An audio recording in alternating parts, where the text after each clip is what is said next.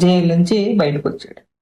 బయటకు వచ్చిన తర్వాత వైసీపీ నాయకులు ఘనంగా బ్రహ్మాండంగా కొమ్మినేని శ్రీనివాస్కి పూలదండ వేసి మరీ వెల్కమ్ చెప్పారండి. దేనికి పూలదండలు అంటే అమరావతి మహిళల్ని ఒక నీచుల చేత తన డెబేట్లో అమరావతి ప్రాంతాన్ని ఉద్దేశించి ఇది దేవతల రాజధాని కాదు వేశ్యల రాజధాని అని చెప్పేసి అతని చేత మాట్లాడిపించినందుకు కొమ్మినేని శ్రీనివాస్కి పూలదండలతో సత్కారం చేసి మరి ఘన స్వాగతం పలికారండి. ముఖ్యంగా అంబటి రాంబాబుతో పాటు మరికొంతమంది వైసీపీ నాయకులు. ఏమో నాకు తెలియగలుగుతా, మీకు కాస్తైనా సిగ్గు సెరవు లాంటిది ఏదైనా ఉన్నాయా? మీది మనిషి బతుకులేనా అసలు? నేను అడుగుతున్నా. ఏం ఘనకార్యం చేశాడని చెప్పేసి పూలదండలతో కొమ్మినేని శ్రీనివాస్ని సత్కరించారు. సిగ్గు అనిపించాలిగా. అంటే మహిళల్ని కించపరిచి అమ్మనాభూతులు మాట్లాడి వాళ్ళు అలాగా వాళ్ళు ఎలాగా చుట్టుపక్కల ప్రాంతాలు ఎలాగా అని చెప్పేసి అని మాట్లాడుతున్నప్పుడు ఖండించుకుంటా నవ్వినందుక. రాష్ట్ర ప్రజలు ఇక్కడ బాగా గమనించుకోవాలి.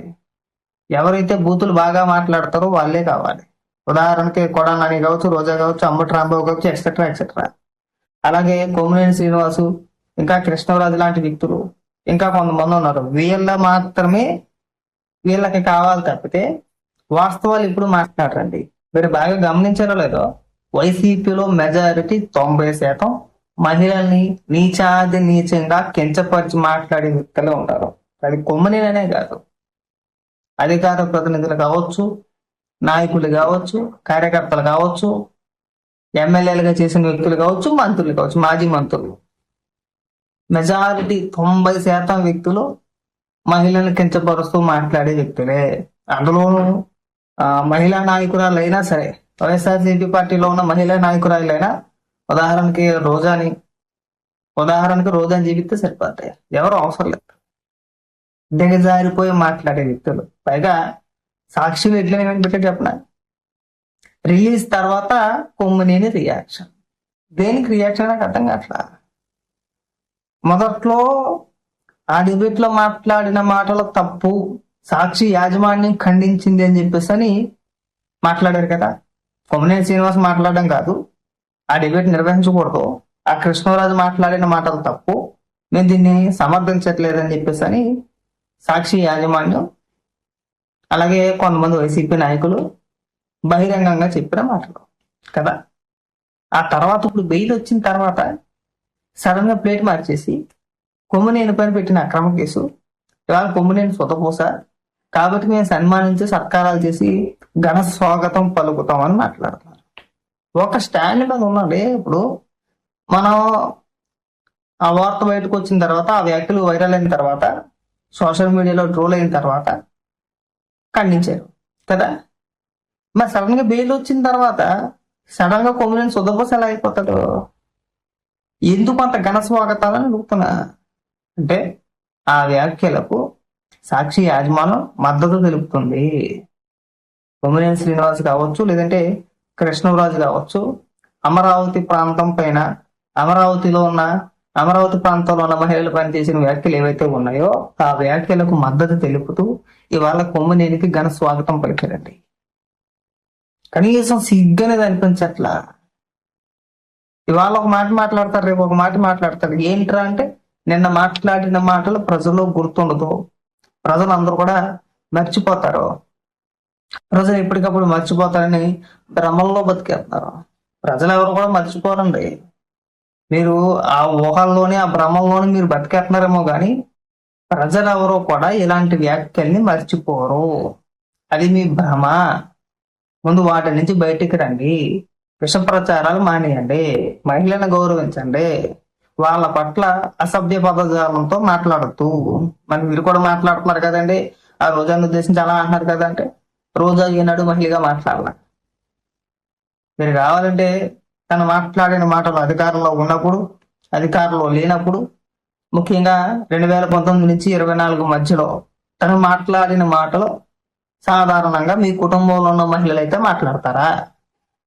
దీనికి సమాధానం చెప్పండి. ఏమవుతూ రోజా మాట్లాడిన మాటలు మీ ఇంట్లో ఉన్న ఆడవాళ్ళు మాట్లాడగలుగుతారా? పోనీ వినగలుగుతారా? మాట్లాడొద్దండి, వినగలుగుతారా? వెళ్ళాం కదా. మాట్లాడితే రోజా మహిళ కదా, ఆవిడ ఎందుకు మీరు మాట్లాడుతున్నారని మీరు మిగిలిన మహిళలు ఎవరు కూడా రోజాలా మాట్లాడరే. సింపుల్ లాజిక్ అండి. ఇప్పుడు రోజా మంత్రి హోదాలో ఉండి ఒక ప్రెస్ మీట్ పెట్టి పవన్ కళ్యాణ్ గారిని ఉద్దేశించి నోట్లో హెరిటేజ్ ఐస్ క్రీమ్ పెట్టుకున్నావా అని మాట్లాడింది. ఏమంటే ఇప్పుడు ఆ వైసీపీ కార్యకర్తలు కానీ లేదంటే వైసీపీ అభిమానులు కానీ రోజాని ఏమనంటే ఎగేసుకొని వచ్చేస్తారు కదా. మీ ఇళ్లలో ఉన్న మహిళలు ఎవరైనా సరే వారికి పదం కింద బహిరంగంగా 10 మంది ఉన్నప్పుడు అలా మాట్లాడతారా? నోట్లో ఏం పెట్టుకున్నావు అని అడుగుతారా? జస్ట్ ఊరికి అడుగుతున్నా అంతే. ఇలా అడిగితే మళ్ళీ పౌరుషాలు ఎంత ఎత్తుకొచ్చేస్తాం మనకి కదా. మళ్ళీ పౌరుషాలు పొడుచుకొచ్చేస్తాం మళ్ళీ. అందరికి అలాగే పొడుచుకొస్తాయి. సో మహిళలు ఎప్పుడు కూడా మహిళలా మాట్లాడితే మనకు గౌరవం అంతే కదా. ఇప్పుడు గౌరవం అనేది ఇచ్చిపుచ్చుకోవాలి. మీరు నన్ను ఏమండి అంటే నేను కూడా మిమ్మల్ని ఏమండి అంట. లేదంటే పేరు పెట్టి పిలుస్తా. ఏరా అంటే ఏరా అనే అంట కదా. మీరు ఇవ్వని గౌరవం తిరిగి నేను ఎందుకు ఇస్తా మీకు అంటేనా. అలాగే చాలా మంది వైసీపీలో మహిళా నాయకురాలు ఉన్నారు. ఉదాహరణకి పుష్ప శ్రీవాణి గారు కావచ్చు, లేదంటే మాజీ హోంమంత్రి సుచరిత గారు కావచ్చు కదా, ఇంకా తానేటి వనిత గారు కావచ్చు, ఇంకా చాలా మంది ఉన్నారు. సుచరిత గారు, తానేటి వనిత గారు, పుష్ప శ్రీవాణి గారు, ఇంకా మహిళా నాయకురాలు కూడా చాలా మంది ఉన్నారు కదా. వాళ్ళెవరూ కూడా రాజకీయాలే మాట్లాడతారు కానీ రోజాలాగా దిగజారిపోయి ఏంటంటే నోట్లో అవి పెట్టుకున్నారని ఏనాడైనా మాట్లాడడం మీరు చూసారా? చూడలేదు కదా. కానీ మీరు చూసారా? లేదు. ఎవరు మాట్లాడలా. అంతమంది వైసీపీలో మహిళా నాయకురాలు ఉండగా కేవలం రోజాని ఎందుకు టార్గెట్ చేశారండి? అయిపోయి లేదండి, రోజా స్టేట్ లెవెల్ నాయకురాలండి. బలమైన వాయిస్ అండి, బొచ్చేం కాదు. ఇక మీరు 4 బూతు మాటలు పట్టుకొని మీరు బలమైన వాయిస్ అనుకున్నారంతే.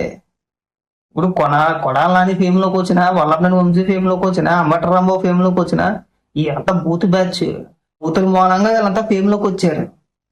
అంతేగాని వీళ్ళు ఏదైనా పట్టుమని 10 నిమిషాల పాటు సబ్జెక్ట్ మాట్లాడే వ్యక్తులా అండి? ఏమంటే రోజా ఎప్పుడైనా తన శాఖకు సంబంధించి కానీ తన నియోజకవర్గానికి సంబంధించి కానీ ఏ రోజైనా సరే పట్టుమని 10 నిమిషాల పాటు ఒక ప్రెస్ మీట్ పెట్టి మాట్లాడిందా? లేదు. అంబటరాంబాబు మాట్లాడా? లేదు. కొడాలని నీ అమ్మ మొగుడు, ఆడమ్మ మొగుడు, ఈడెక్క ఆడెక్క ఆడాలి, ఇవే మాటలు మాట్లాడారు అధికారంలో ఉండగా. ఇవాళ అధికారం కోల్పోయిన తర్వాత ఒక ప్రాంత ప్రజలు మనకు ఓటేయలేదు కదా అని చెప్పేసి నిజంగా మాట్లాడే వ్యక్తులకి మీరు ఘనంగా పూలదండలు వేసి మరీ ఆహ్వానిస్తున్నారంటే అసలు మీకు మహిళల పైన ఉన్న గౌరవం ఎలా ఉంటుందో మాకు అర్థమవుతుంది. సైలెంట్గా తీసుకెళ్ళిపోయినా కానీ బాధ అనిపించకపోతుంది. కానీ నాకు ఎందుకో కొమ్మనేని శ్రీనివాస్ సత్కరిస్తుంటే ఘనస్వాగతం పలుకుతుంటే ఎందుకో నచ్చలేదండి. మీరు రోజుకి ఇంతలా దిగజారిపోతారా అనిపించింది. ముఖ్యంగా జగన్మోహన్ రెడ్డి గారు మీకే చెప్తున్నాను, ఇప్పటికైనా మనకి 11 ఎందుకు వచ్చినాయి అని ఒక్కసారి మన నాయకులతోని మన కార్యకర్తలతోనే ఒక సమీక్ష లాంటిది పెట్టుకొని మనం ఎందుకు ఇంతలా దిగజారిపోయాము, మనకి భారీ మెజారిటీ 151 స్థానాల నుంచి 11 స్థానాలకి ఎందుకు పరిమితం అయిపోయాము, దానికి గల కారణాలు ఏంటి అని చెప్పేసి అని ఒక్కసారి నాయకులు కార్యకర్తలతో ఒక చిన్న సమీక్ష లాంటిదో చిన్న సమావేశం లాంటిదో పెట్టుకొని ఒక 2 గంటలో 3 గంటలో వాళ్ళ అభిప్రాయాలు కూడా తెలుసుకుంటే మెజారిటీ 99% మీ నాయకులు మీ కార్యకర్తలే జగన్మోహన్ రెడ్డికి ఏం చెప్తారు చెప్పనా? అన్నా మనం అధికారంలో ఉన్నప్పుడు కొడాలని లాంటి వ్యక్తుల చేత లేదంటే ఇంకో కొంతమంది పోరంబోకుల చేత మహిళలను కూడా చూడకుండా, పెద్ద ఆయనని కూడా చూడకుండా, వయసు రీత్యా పెద్దవాళ్ళని చెప్పేసి అని కూడా గౌరవం ఇవ్వకుండా అమ్మనాభూతులు మాట్లాడేవన్నా ప్రజలు ఎవరు కూడా దాన్ని సమర్థించలేదు, అసహించుకున్నారు. మన మంత్రులు ప్రెస్ మీట్లు పెడుతుంటే ప్రజలు టీవీ కట్టేసి వాళ్ళన్నా. మన ఓటమికి ప్రధాన కారణం బూతులు. జగన్మోహన్ రెడ్డికి తెలియదు కాదు, ఆ బూతులు ఎవరో ఎమ్మెల్యేలు మాట్లాడేరులే, నాయకులు మాట్లాడేరులే, వాళ్ళకి తెలియదులే అని అనుకోవడం కూడా లేదు. ఎందుకంటే జగన్మోహన్ రెడ్డి ఒక సభ పెడితే ఆ సభ స్టార్టింగ్ లో చిన్నపిల్లలు మాట్లాడినా, నాయకులు మాట్లాడినా, మంత్రులు మాట్లాడినా సరే ముఖ్యంగా చంద్రబాబు నాయుడు గారిని, లోకేష్ గారిని అమరావతులు తిడతానే ఆ సభ స్టార్ట్ అవుతుంది. ఉదాహరణకు జోగి రమేష్ని తీసుకోండి, ఇంకొంతమంది మంత్రులను తీసుకోండి. ఏ సభ అయినా సరే వీళ్ళని బూతులు తిట్టాలా, తిట్టడమే బూతులతో స్టార్ట్ అవుతుంది సభ. స్వయంగా జగన్మోహన్ రెడ్డి సమర్థించేది వాటిని. ఇంకా చాలా అంశాలు ఉన్నాయి పరిపాలనా విధంగా, కానీ మొదటిదైతే ఇది ఒకటే అన్న. జగన్మోహన్ రెడ్డి ఇది బాగా తెలుసుకోవాలి.